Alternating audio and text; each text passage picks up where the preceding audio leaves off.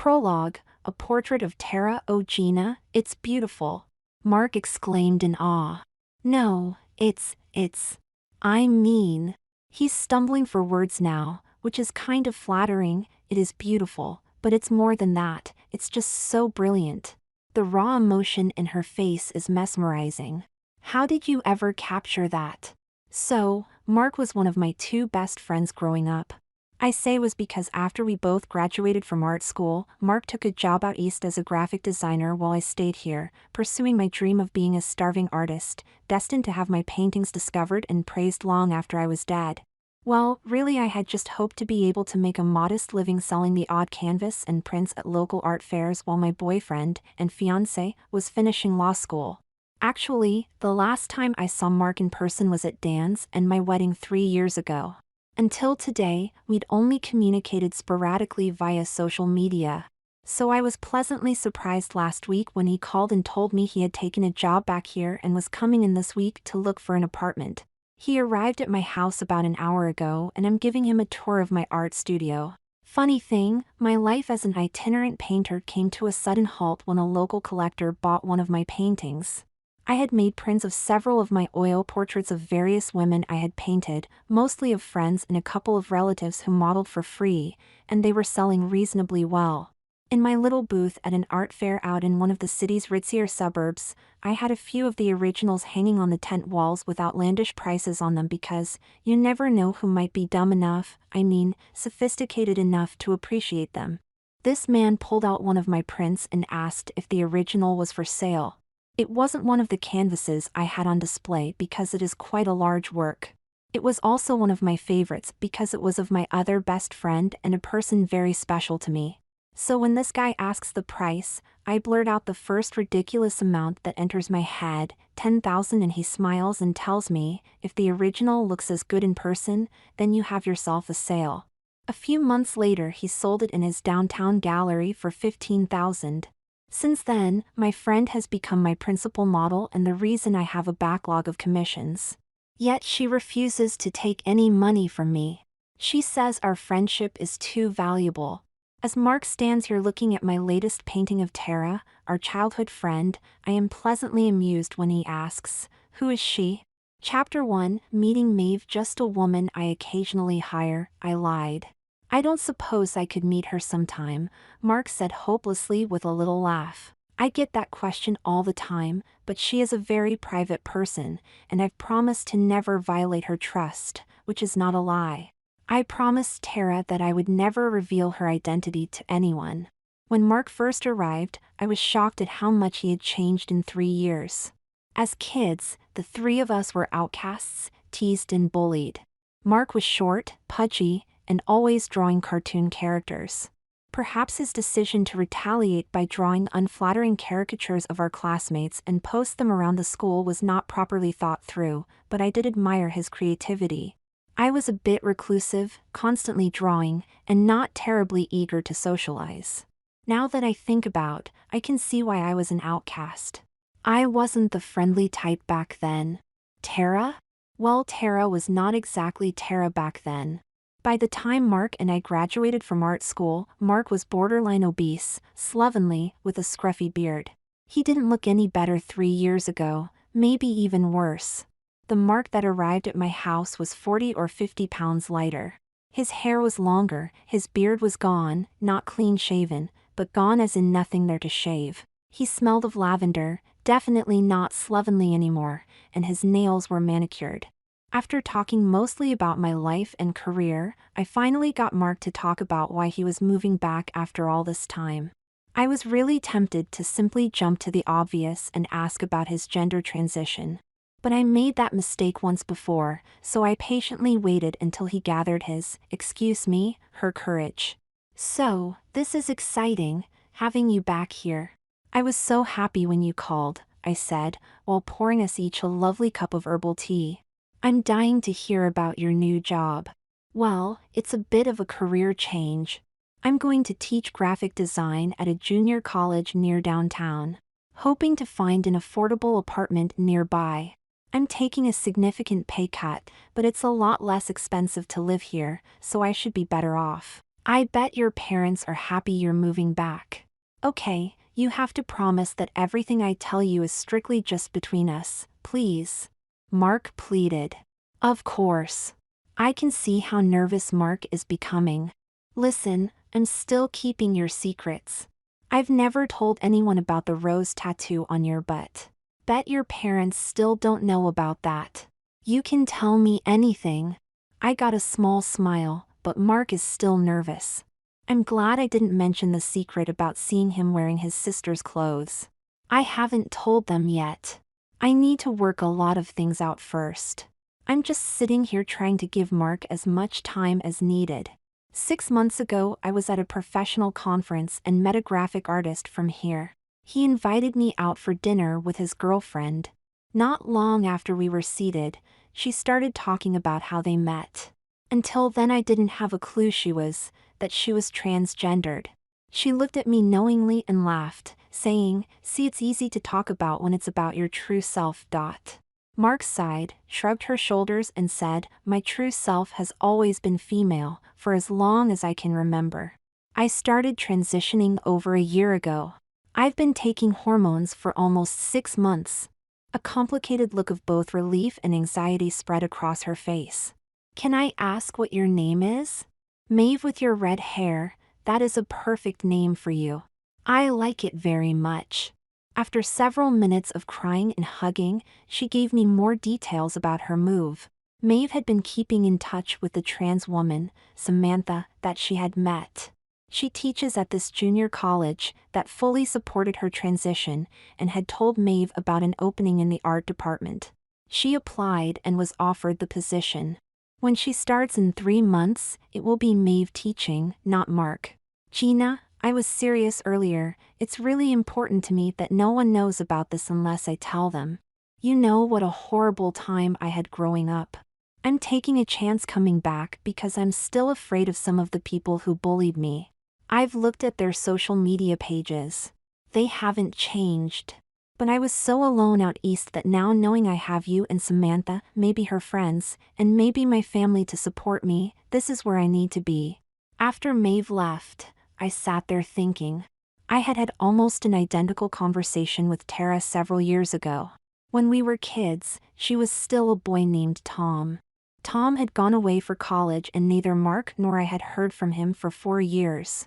Then one day, after Mark had already moved out east, a young woman stopped at my booth at one of the art fairs. It took me a while, but when I recognized her, I embarrassed Tara by yelling, "Tom, you're a girl." Tara said it was her own fault for stopping and surprising me. She didn't even know I was at the art fair. But when she saw my booth, she couldn't resist looking at my paintings. We met later for coffee where she made me promise to never tell anyone about her. She and Maeve were really emotionally scarred. Now I am proud and happy that each one trusts me to still be a friend. But, come on! How am I going to get the 3 to be friends again without breaking my promises? Chapter 2, Meeting Tara. 3 days later, Maeve sent me a text letting me know that her friend Samantha had helped her find an adorable apartment near the school that would be available at the end of next month. At that time she plans on donating all of her boy stuff and then driving back, hauling her remaining minimal belongings in a trailer. A few minutes later a second text asked if I was interested in helping her move in and help her buy clothes for her new job. "Love to," I texted back. Then sent another, "Moving anything heavy?" "Yes. Sam's BF might help." "Maybe Dan?" she replied. Okay, that took me by surprise. "You okay with Dan knowing?" "Not fair to ask you to keep secret from hubby, except rose tattoo, lol, okay. Give him $1 retainer so covered by attorney-client privilege LMAO, thanks girlfriend XXX." Now I am definitely, reading too much into a few text messages, but those did not come across as written by the pudgy, depressed person I grew up with. I'm inclined to picture a slightly more confident and happy young woman now. In the meantime, my other confidant and girlfriend is expected any minute now for another portrait sitting. I'm spending a lot of time on this one. With all the commissions I'm working on, I rarely have the time to paint just for the fun of it. Dan and I are banking every dollar I make for a possible early retirement. So while I seem to be popular and in demand, this makes sense, or is it sense, to me. I can do more experimental work later. However, my one exception is painting Tara. She is the reason I am successful. As Maeve observed, Tara's expressions can be mesmerizing. Learning how to capture them in paint has made me a better artist. But maybe even more important, I relish our time in the studio, sitting there and talking for hours. Growing up, Mark was always the moody one. Tom, on the other hand, was sweet and gentle. We could sit on my bed and talk and talk and talk. At the time, I wished I had another girl, a BFF that I could talk to. Now I realize that I already did. One other reason I'm taking so much time on this painting is that it needs to be special because it is a gift. Tara can refuse to take cash, but she can't refuse a gift. Each year we celebrate her rebirthday, the anniversary of her GRS. This is her 5th year, so I want my present to be special. After Tara arrived, we headed over to my studio that adjoins the house. Tara takes a seat near a window with natural light streaming in. I sit in front of my easel and start to mix paints. To be honest, she really doesn't need to be here. I'm working on her hair today. My style mixes photorealism and a surrealism. I always paint the subject's face photorealistic while peripheral elements might be more fanciful. This is one of the reasons Tara hasn't ever been recognized even after photos of my paintings of her have appeared in print and online. I've never painted her real hair or her body. In real life, Tara works in fashion and does some runway modeling. No one ever pictures the expressive, clean-faced woman in my paintings as a heavily made-up 5'10" stoic fashionista. Since that day I recognized her at an art fair, several more years of hormones have erased all traces of Tom. So despite images of her circulating in public, she's been able to remain unrecognized by any past tormentors. While I'm mixing paint, I thought of a way to casually broach the subject of childhood. Oh, you might find this interesting maybe, or maybe not. Anyway, last weekend my mom dropped off a couple of boxes of junk she's been saving. They're threatening to sell the house again and move to someplace warm. You know, one of these years they might actually do it. So the boxes had old pictures I'd drawn in grade school. She thinks they're valuable now. I hated to break it to her, but only childhood scribblings by Da Vinci might have any value. Then I continued, but there was this crayon drawing of you and Mark holding hands. It was probably the first time I ever drew you. That is weird, Tara said. Because you two were holding hands? I asked. Yeah, did we actually hold hands when we were kids? Well, yes, you held everyone's hand. You were pretty girly. Still are, sweetie. I laughed. If I remember right, Mark was a hand holder too. He was always grabbing mine. I said. That's because he had a crush on you for years, remember? For that matter, so did I, Tara said. Then she added, it's so sad that two children can be shamed and ridiculed for being affectionate. Poor Mark liked girls, but only you would talk to him because the other girls stupidly thought he was gay. Of course, turned out I actually was gay, but a lesbian. The idiots couldn't even get that right. Sorry for stirring up old memories. I said. No, that's okay, really. I'm so happy with who I am, that I can afford to reflect a little now and then. Ever wonder what became of Mark? I ask. You know, I do. I hope he is happy somewhere. He was at your wedding, wasn't he? Yes, wish you could have been there. Too many old acquaintances there, even if they were the nice ones. If you ever want to reconnect with anyone, I can help. Thanks. I'm happy with the way things are, but I'm still a work in progress, so maybe we'll see. Okay, new topic. Are you dating anyone? It's been quite a while since you broke up with that French model. Tara just gives me one of her complex facial expressions telling me to shut up and paint. Chapter 3, Moving Maeve. Getting Maeve moved into her new apartment was a snap. Helping her buy new clothes was not. Maeve had hit upon any interesting way to come out to her parents and family. The last time her parents had seen her in person was nearly 2 years ago when they flew out east to visit. She had already started to lose weight, lost the beard, and had begun some laser hair removal. To her parents it simply appeared that their son was finally taking care of himself. But now, she realized that she clearly looked like more than someone just being healthy. Just looking at her now would announce that she was trans before she would have the opportunity to explain her decision. Taking a clue from an old movie, she sent them a handwritten letter telling them about her need to transition, what she had already done to that end, and apologized for not having the courage to tell them earlier. She then told them she was moving back and if they still loved her and wanted to support her, she could use their help moving into her new home. She wrote down the address and the time and date that she'd be at the apartment. She wrote that she hoped they would be there, but understood if they weren't. When Dan and I arrived at Maeve's apartment on moving day, I could see a woman with red hair standing next to a trailer being hugged by an older man while an older woman sat on the building steps crying. I had always liked Mark's parents. They were a little quirky like their son.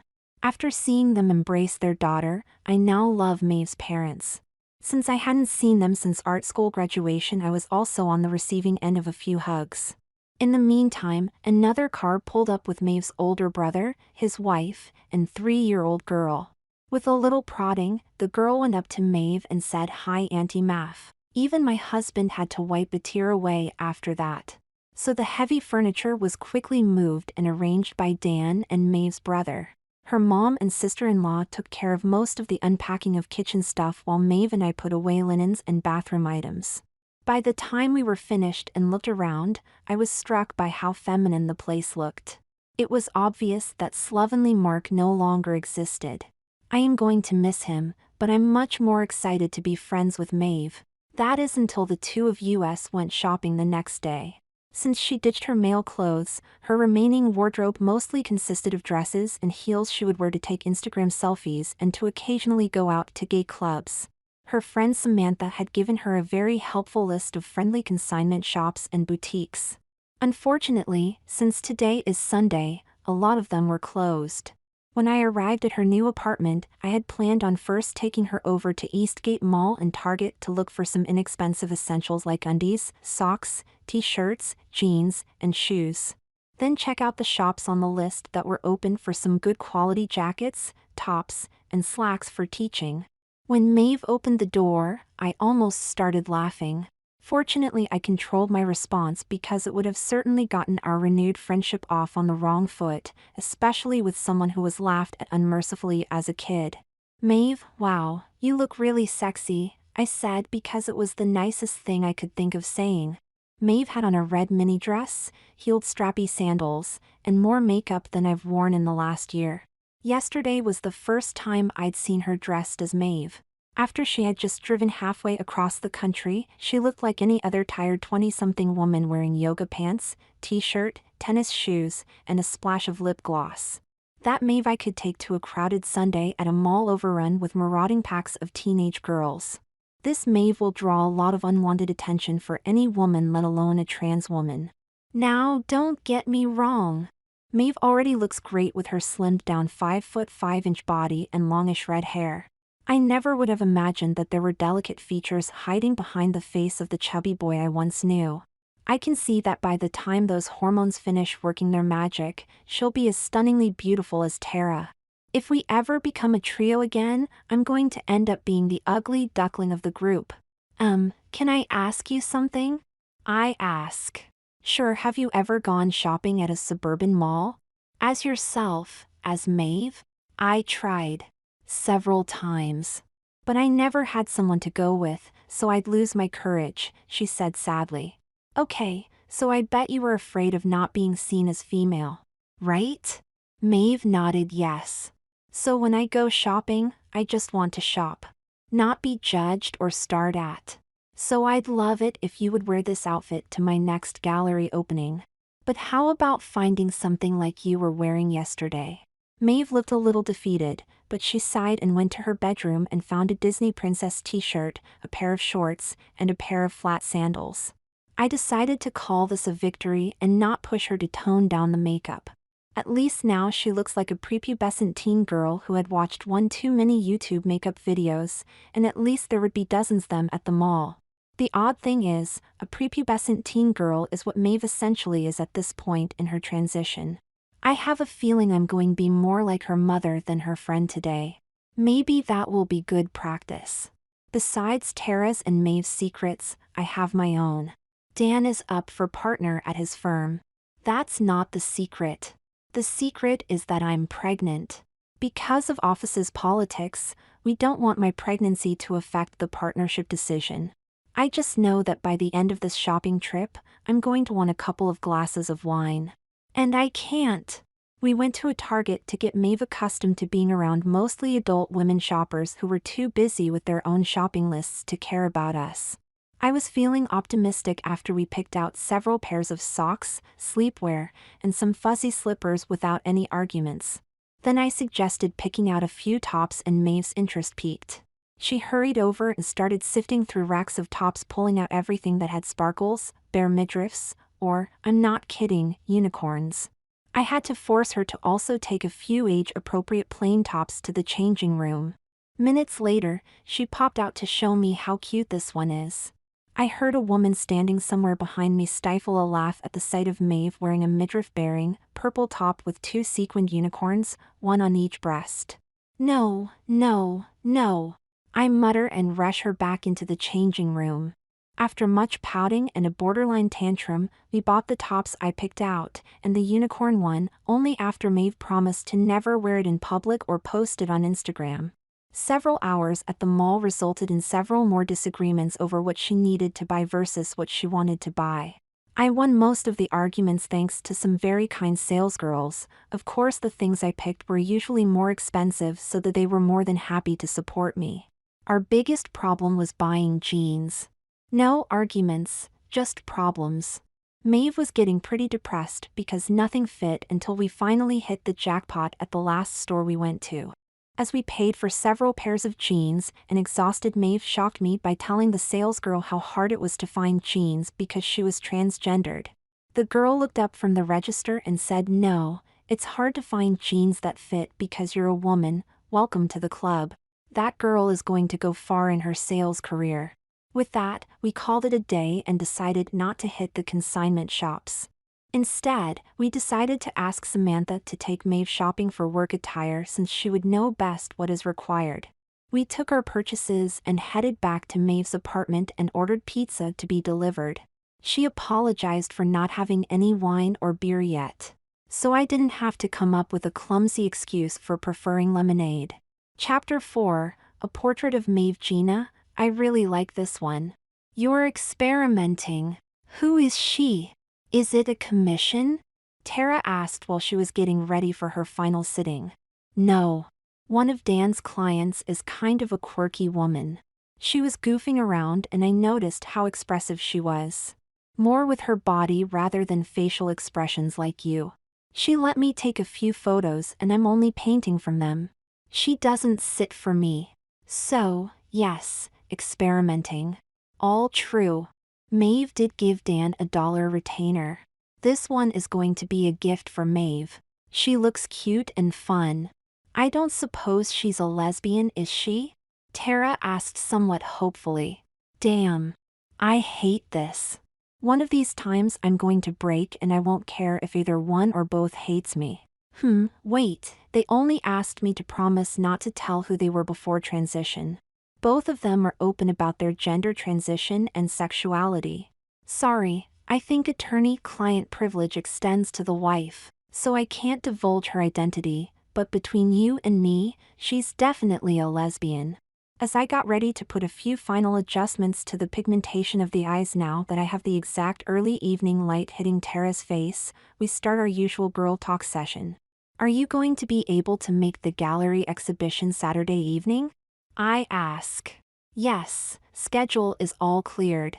I don't have to fly out to LA. We agreed to a contract yesterday, she answered. That's great. So congratulations are in order then?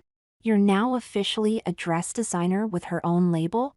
As scary as that sounds, yes, Tara said. Really proud of you, babe, I say. Make sure you bring business cards Saturday, lots of rich people will be there. I remind her. Absolutely, count on it. Okay, This might work out beautifully. I promised Maeve that the next time there was a gallery show she could attend and wear her red mini dress and heels. That was 3 months ago. Since then she has grown out of her teenage girl stage. I haven't met her friend Samantha yet, but she's been a maturing influence on Maeve. So I feel quite comfortable inviting Maeve to a sophisticated soiree. Just wish my uterus felt as good. If they don't hurry up and make that partnership decision soon, this kid, it's a girl, don't tell anyone, will be in high school. We're supposed to hear next Monday. Not drinking and gaining weight has both Tara and Maeve worrying about my health. They're going to be so embarrassed when they find out with those 2 huge clues staring them in the face. Saturday evening, Dan and I picked up Maeve at her apartment. I told her she could invite a date, but in the short time since she moved back, she hasn't met anyone yet. I must say she really surprised me when she came out of the building entrance. Dan gallantly went up to escort her to her car. She decided against the red mini dress and instead was wearing a beautifully understated black lace cocktail dress and black sling-back pumps. Her hair was pulled back into a chignon and her makeup was perfect. Best of all was her smile. I have never seen this person this happy. Oh Maeve, you look absolutely stunning. I see you decided against the red dress, I teased a little. Yeah, I decided it was maybe another relic from my past and the time for it to go. I brought it into the same consignment shop where I found this little black dress that fit me perfect. Guess I lost another 4 or 5 pounds since I moved back. I think that was meant as a comment on my weight gain, to inspire me to hit the gym. I dug my nails into Dan's thigh to ensure that he didn't laugh or smirk. Once we arrived at the gallery and headed to the reception, I had to apologize to Maeve for having to leave her to her own devices while Dan and I worked the crowd, schmoozing collectors and other would-be patrons. Tara, on the other hand, was an old hand at these things. She barely acknowledged me as she strutted about in her 4-inch stilettos, mingling and making business contacts. Her signature ploy is to come up behind someone looking at a painting, stand for a while looking over their heads, an intimidating presence, especially with those shoes on, and then make a very insightful comment about the artist's intent. Invariably a conversation ensues and Tara often ends up with a potential customer. About 1 hour into the exhibition, I watched in utter amazement as Tara came up behind an unsuspecting young woman in a black lace cocktail dress admiring a rather pedestrian figurative painting of a small child.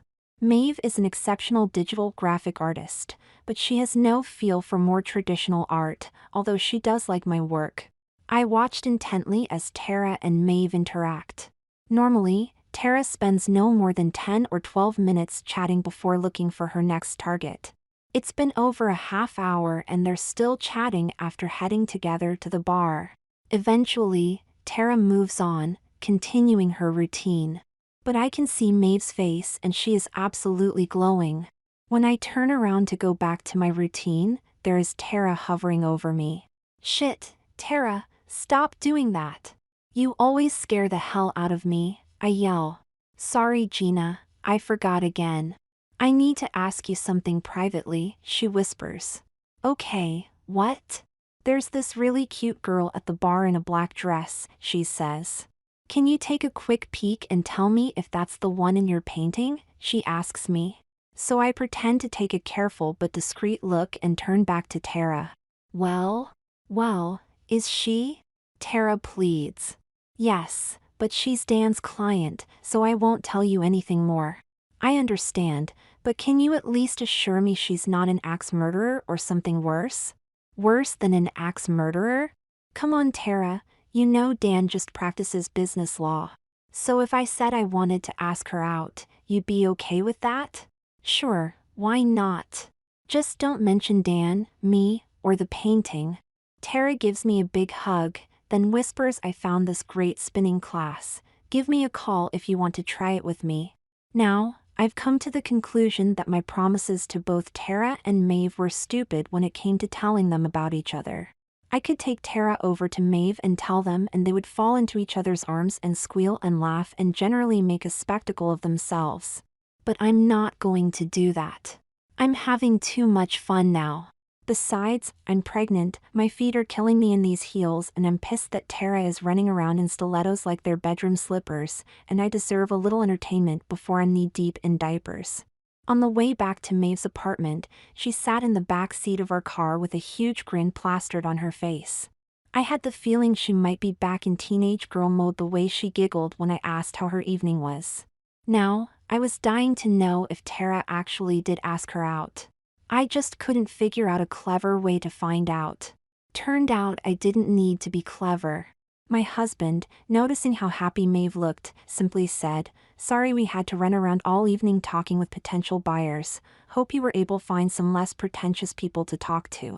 "I did," she answered. "I thought I would be nervous, but there were so many eclectic people there, I sort of fit in." Fit in? I turned around and looked at Maeve. "You hardly come across as eclectic, my dear." "I mean that, there were a couple of people that even I couldn't figure out their gender. Can you imagine how embarrassed I would have been if I misgendered someone? So I completely forgot to be nervous about being trans," she laughed. "So you were able to relax and talk to people, really happy for you," I said, then adding, "Meet anyone interesting?" Maybe," she said coyly. "Well, there was this one woman who designs dresses, and you won't believe this, does some modeling. Anyway, I was telling her that I have a couple of students taking one of my intermediate classes so they can improve their fashion sketches. So when I told her that I always thought of designing clothes as an art form, because it really is once you think about it, she smiled and drew some figures on the back of this exhibit program. "See? She's really talented." "Those are good," I said, thinking that Tara has never shared any of her drawings with me. "So, I can't really believe this, but I have a date with her next week. I'm just meeting her at a wine bar after work, just to talk some more. But I am kind of excited about it." "Wow, that's fantastic," I said, trying hard not to smirk. "Please tell me you're not going to wear your purple unicorn top," I teased. Maeve gave me one of those teenage girl eye rolls. "I wonder if those are hormone-related." "Maybe not," Dan is giving me a similar look. Right at that moment my phone beeps with a text message from Tara. "Have date with cute girl. Def not axe murderer." I text her back a thumbs up and a happy face emoji. Fun fact: she is trans. You know? Tara texts back. "Sorry, client privilege," I reply, just a little obfuscation. "She know about you?" I add on. "No. Want to wait and see how date goes." Tara replies. "Understand. Keep me posted." Now at this point in her transition, I think Maeve can already be, what did Tara call it, can be stealthy, or something like that. Looking at her sitting in the back seat, certainly trans isn't the first thing that comes to mind. Pretty much the only thing that would suggest that is her voice. No. Seeing her naked is not what anyone should be thinking. When she talks too fast, she starts to sound too monotone even though her pitch actually goes up a little. So what I'm getting to is, how did Tara know? I turn around again to talk to Maeve. "Okay, sensitive friend question. Did you tell this woman about, Wow, how clumsy was that?" Dan is giving me a weird look, so I give him my "shut up and keep your eyes on the road" look, which is pretty much the same as my "give me a break, I'm pregnant" look. Well, teaching a bunch of inquisitive college kids, make that nosy college kids, has desensitized me a bit. I just blurted it out. The really weird thing was Tara, that's her name, didn't bat an eyelash. It was like I just told her my favorite color. She's one on those eclectic people I mentioned. Also, she's like really, really tall. Oh, I've seen her around at these functions. Kind of intimidating, don't you think? I say. You would think so, but she is really nice. Well, I'll be interested to hear how your date goes. Keep me posted. Chapter 5 News, Good and Bad. Dan made partner. Yay for him. Yay for us. To tell the truth, I still don't know what that actually means. I know more money is involved, so I sort of lost interest in the details after finding that out. More importantly, I can tell people that I'm expecting a baby girl. That is, tell everyone except Tara and Maeve. Now, to be honest, we did already tell our immediate family and our neighbors, but no one associated with Dan's firm. Other acquaintances had already figured it out. All, except my two best friends. If anything, I would have thought estrogen would make them more attuned to what my body was going through. They better figure it out before little you know who pops out of my you know what. I'm trying to be polite, rather than say that I'm going to have to push another human being out through my vagina. And that is going to be a more enjoyable experience than having to tell Tara about a phone call I got this morning. Remember that first painting of Tara I sold? Apparently it was recently sold to Harry Markson, the owner of several local car dealerships and supporter of various conservative, make that right-wing causes. On the surface, this isn't an issue for me, but I went to school with his son Brett, and Brett was the leader of the group of kids that harassed and bullied Mark and Tom and me, and several others he considered himself superior to. Brett was the one who called me right after Dan called with his good news. "Hey Gina, Brett Markson here, from high school." "Okay, what do you want?" I actually sneered at my phone. "Hey, no need to be nasty, we're not kids anymore. Besides, I've got a business proposition for you." "I'm certain I'm not interested. What kind of deal could you possibly have?" I should have just hung up and not given him an opening to say more. "I want to use one of your paintings in an ad campaign for our dealership." "My dad bought the painting, but our attorney tells us you probably still own the copyright. We want to buy the rights." "Simple deal for you." "Yes?" "Absolutely not." "No way." I scream. You see, my dad thinks the expression on the girl in the painting just screams "I love the car I bought at Markson Motors." I don't see it, but Dad wants that face in our ads to bring in more women buyers. "Guess you chicks are a demographic now." "Never." I say a bit calmer but sternly and offended. "Yeah, I told Dad you're a bitch. Bet you won't even give me the name of girl so we can see if she wants to be the face of Markson Motors." "You bet right." "Well then, we just cut you out of the deal, find the girl ourselves. Our tech guy says your painting looks like a photo. He says he can use facial recognition to find her. Since we guess you used someone local, it might be easy." With that he hung up. There is no way I can tell Tara this over the phone. I need to see her in person. But first I check with my attorney husband to see if there is anything he can do. Maybe we can sue. Unfortunately, Dan tells me that everything is legal. He said I could sell the rights to the single image, but he thinks they really just want Tara and we're hoping you tell them. Also unfortunate is that they are likely to find Tara because the software isn't fooled by makeup or different expressions like humans are. Finally, and worse, if they do find her and she says no, is Brett the kind of person would try to find dirt on her and blackmail her into saying yes? Of course the answer to that is yes. That is exactly what Brett will do. I am crying as I drive to the warehouse district where Tara has her fledgling fashion house. I didn't call ahead because she would have heard the crying and panic in my voice.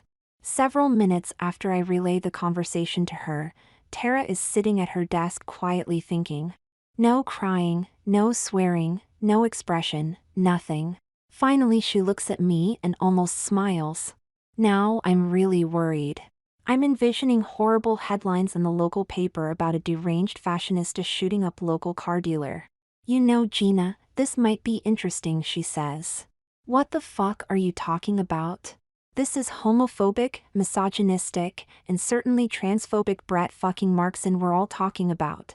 I jump to my feet and stomp the floor in rage. Shit, did the baby just kick me? I hope she didn't hear me swearing. "Gina, you don't have to protect me anymore. I know I made you promise years ago, but I know I've changed since then. I've been thinking, the cute girl I met at the gallery, her name's Maeve, she had no issues telling me she was transgendered. I'm out, but I don't embrace it the way I should. My business backers know, my clients know, everyone important to me knows. Brett Markson won't change that. If Brett finds me, I think I know how to deal with him even to my advantage. Now it's my turn to sit quietly and think. Okay, obviously my brain is stuck in neutral, it's not producing anything remotely like a good, workable idea that gives Tara the advantage. What is she thinking? But she's not saying right now, only that she wants to mull over the details first. I'm still worrying that one of those details involves shooting Brett. Before I leave, Tara gives me a big hug and tells me I'm the best BFF a girl could have.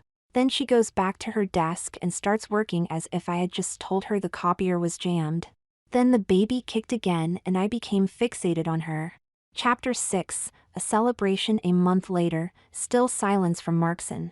Tara temporarily removed any full-face photos of herself from her own social media sites. But she knew there were more out there on various fashion sites that she modeled for. Besides, tonight is Tara's re-birthday party and she wasn't about to let a fat, balding annoyance from her past upset her. We checked Brett's Facebook page and were having trouble imagining the poor woman who married this piece of human excrement. In the past it has just been Tara and me, and once Dan joined us when Tara was dating the French model and she came along too. This time, we're having a party at a LGBTQ bar and several of Tara's other friends are joining us. Dan decided to bow out because it was obvious from the guest list this was going to be an all-girl party. And that now includes her steady girlfriend, Maeve. By this time I assumed that Maeve might have introduced Tara to her recognizable parents or Tara introduced Maeve to hers, either way they would have recognized each other then.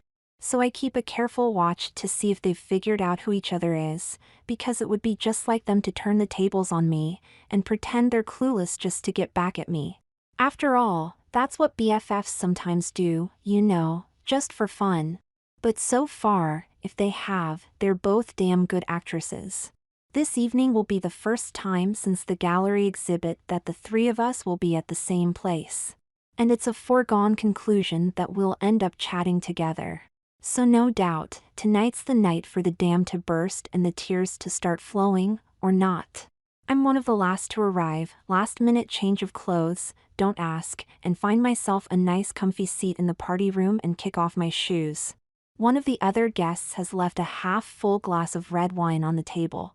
The waitress taking care of the party asks me if I want anything to drink and I stare at the glass of wine, sigh, and say lemonade. At that moment, Tara and Maeve, hand in hand, walk towards me to say hi. But instead, Maeve says, I guess there's no need to introduce my girlfriend, Tara, is there, Gina? So you figured it out, that I'm BFFs with both of you? I say. Okay, here it comes, dam about to burst. It took me a while, but after getting to know Tara and you knowing I love the woman in the portrait, I figured it out. You were trying to play matchmaker and get us together at that gallery show. Maeve says triumphantly. Yes, starts Tara, and because I liked your painting of Maeve, you pretended she was some mysterious woman so I would be intrigued. We just want to say to you. Tara paused, then both say thank you, and hugged me. The dam still seems to be intact. Then seeing the glass of wine, Tara angrily yells at me, what the fuck are you doing drinking while pregnant? I am not. I say adamantly, and by the way, thanks for finally figuring it out. Oh, we've known for ages, says Maeve. What about the not-so-subtle hints that I needed to lose weight, huh? Well, okay, maybe not for ages, Maeve adds sheepishly. So why are you doing a painting of me? Maeve asks. Oh, what Tara has seen as part of a larger experimental work. Don't worry, it's never going to be sold. I'll show you when it's done, okay? Maeve smiles and nods her head, then looks up to Tara and giggles. Guess that makes me a model too. Indeed it does, babe, Tara says, then gives Maeve a very tender kiss. Before I have a chance to tear up, I say, so, I think that this is then the perfect time to give you your re-birthday present, and I wave over to one of the staff to bring out my painting of Tara. There were a few gasps, and one woman exclaimed, that looks like an original Gina Thompson painting. Do you have any idea how much that is worth? Tara, with her hands covering her mouth, tears running down her face, remarks, I don't care, because I have something more precious, the friendship of the original Gina Thompson. Afterwards, the three of us are sitting together at a table off to the side. It's probably the first time since our high school graduation party. Ever since these two started dating, I've been trying to pry information out of one or the other whenever I see one of them. But the answers always devolve into endless giggles. I suspect that this is because their relationship mostly consists of sex, and a lot of it. But in soberer moments, both have been apparently reticent to reveal anything about their pre-transition selves to each other. Old wounds heal slowly. So for most of the evening, because I'm growing a new human being inside me, the conversation was centered on me. Actually, make that centered on the baby. I think Tara and Maeve are a bit envious and a bit sad that they won't have this experience. So I've assured them that at the least, they'll be able to be doting aunts, and selfishly, two babysitters for when I need some me time. Okay, how about Aria? Maeve suggests yet another unique baby name. No, I repeat. Then maybe, Fleur or Serafina? Also no and no, I laugh. Oh, I know. Thomasina, it goes perfectly with Thompson. With that last suggestion, I see Tara's horrified expression at the eerie similarity to her dead name, and I quickly try to end the discussion. It's a miracle you came up with such a beautiful name as Maeve. But thanks anyway for the ideas, I chided. Yes, sweetie, I'm pretty sure Gina and Dan can handle this, Tara says as she gently pats Maeve's hand. I suppose, anyone interested in some birthday cake? I can run over and get us some. Maeve offers. Sure, that would be nice, I reply. As soon as she's out of earshot, I turn to Tara and ask if she's okay. Just a little twinge of dysphoria whenever I hear anything close to Tom. I'm okay now, she answers. When are you going to discuss your past with her? I ask. We've been kind of beating around the proverbial bush about it. We've been starting to talk above this being a serious long-term relationship. But this is Maeve's first romantic relationship, and I'm still getting over my last one. Maybe soon. I know I feel really happy and comfortable when I'm with her, like I've known her for years. A moment later, Maeve returns with 3 slices of cake, handing me the biggest piece because, you know, I'm eating for 2. Why the big grin on your face? Have you been talking about me? She asks me. No dear, little Aria or Fleur just kicked me, must be hungry, I teased. Chapter 7, My lunch with Tara. A few days later, I get word from Tara that Markson has found her. When I meet her for lunch, I'm expecting her to be in tears, but when I find her in a booth near the front door of the restaurant, she is sitting calmly, sipping on a glass of white wine. Oh Tara, I'm so sorry this is happening to you. I cry and hug her. Gina, it's okay, really, trust me. Okay, but just a couple of days ago you almost broke down just hearing a name. But that had nothing to do with being bullied by Brett and his gang. That was dysphoria, and it sometimes still gets to me. But dealing with it has let me love myself, and a bunch of self-loathing idiots can't destroy that. When you asked about sharing my past with Maeve, I realized that having someone I love and who loves me will allow me to confront my past when I'm ready. And I think I am ready. Okay, very proud of you, sweetie, I say with a few tears running down my cheeks. So, tell me what's happening. Well, it seems the tech guy managed to match my face to several photos at one of the modeling agencies I worked for. They traced me from that. But so far as I could find out, that's all they know about me. That I'm just some lowly model you hired, and that, I quote, that selfish bitch is hurting my career, and that I can get back at you by being the face of Markson Motors. Wow, I'm so sorry, I'm such a bitch, I laughed. A selfish bitch, Tara corrects and giggles. They want me to film a few commercials and pose for a few billboards around town. They're also offering some decent money. Then what? I ask. They want to run them for about a month, then have me do a personal appearance at the opening of a new dealership over on the west side. And you won't believe this. It's being built on that empty land where that art festival was when we met. Tara and I are now laughing so hard, everyone in the restaurant is staring at us. I'm now pretty sure about what's coming next, so I ask, can I guess? Sure, Tara smiles devilishly, go ahead. So are you going to? Chapter 8, Lights, Camera, Action. The next 6 weeks were hard on Maeve. Seeing her girlfriend working for Brett Markson, albeit indirectly, was painful. I spent several hours each week talking to her, explaining that this was just a job and that the money was helping her launch her fashion label. Fortunately, Maeve was so in love that she bravely hid her feelings. But I could tell she was nearing her breaking point as the date of the grand opening neared. Tara had asked that she and I attend, and the thought of seeing Tara stand next to Brett in front of local TV coverage was tearing Maeve up inside. On the day of the opening, Tara asked if Maeve and I could arrive early so that we could stand close by.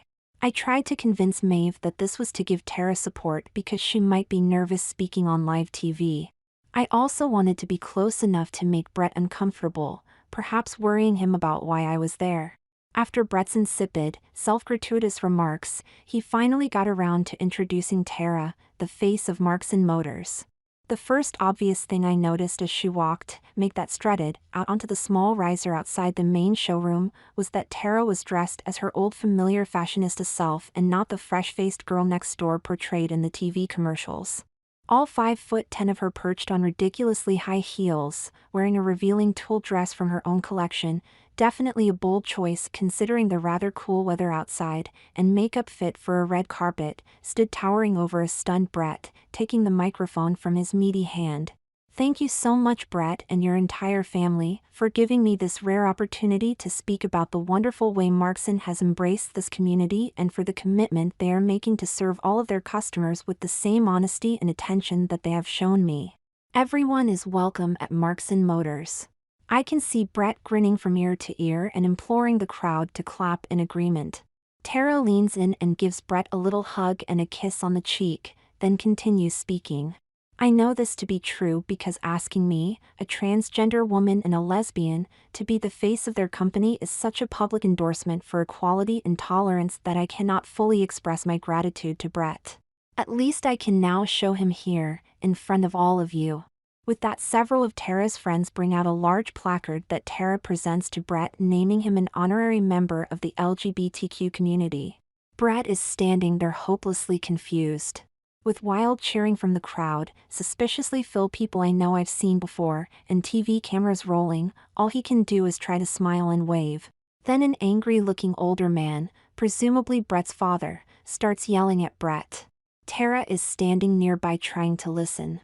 The more his father yells, the calmer Brett looks, which is a pretty weird response considering that the next thing he does is turn to Tara, shake her hand and whisper something in her ear.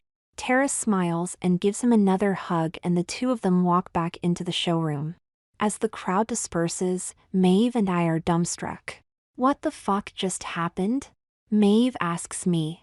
All I can do is shrug my shoulders. I'd pretty much guessed the part where Tara announces she's trans and gay. But that whole scene at the end had me baffled. As Maeve and I walk to my car, Tara texts me.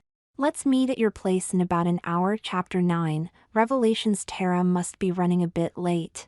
Maeve and I are already on our second glass of wine before I hear a car pull up in my driveway. As soon as I open the door, Tara rushes in, looks around, and quietly asks me where Maeve is. "She's in my studio getting a little numb on wine," I answer. "Okay, good." Tara then grabs my hand and pulls me away from the door and into my living room on the opposite side of the house from my studio. "What was that scene at the end all about?" I demand. "Okay, get this." Brett's dad comes running over and tears into Brett for linking his company to a bunch of, I'm not saying it, but a bunch of gays, only he used the F word for gay. Before Brett says anything, his dad tells him he's done with him and his fucking lifestyle, then he storms off. "His what?" I ask. Apparently Brett is gay. Because he whispers to me, "I don't understand why you did that, although I can guess Gina over there filled you in on my, on the way I've treated her and a lot of others. I'm sorry." So no need, really, to explain or apologize. We went into his office in the showroom and he offered me an extension to do more ads. Then for about an hour he told me about his fake marriage and everything else he did for his abusive father. He kind of laughed, because ever since he took over majority ownership of the business, he's been trying to find a way to come out. He said my little stunt was probably the perfect way. Like ripping a bandage off. I am speechless, is all I can say. Then I asked, did you tell him who you really are? No, but I plan to, probably the next time I see him. I think he's had enough of a shock for one day, Tara giggled.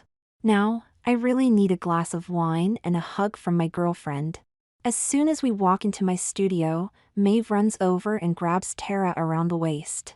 Tara, still in her heels, standing well over 6 feet, and Maeve in her stocking feet, make a very odd-looking couple, but clearly, a couple in love.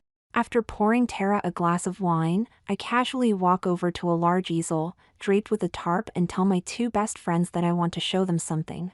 So many years ago, I started working on a portrait, but at the time, I wasn't the artist I am now.